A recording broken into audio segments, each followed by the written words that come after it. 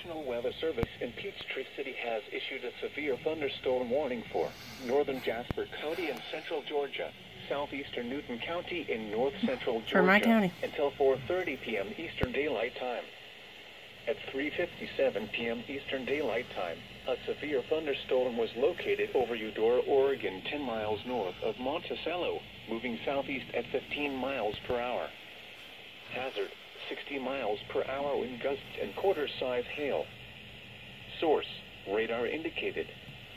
Impact, hail damage to vehicles is expected. Expect wind damage to roofs, siding, and trees. Locations impacted include Newborn, Mansfield, Shady Dale, Stewart, Calvin, Farrar, Eudora, and North Alcopy. For your protection, move to an interior room on the lowest floor of a building.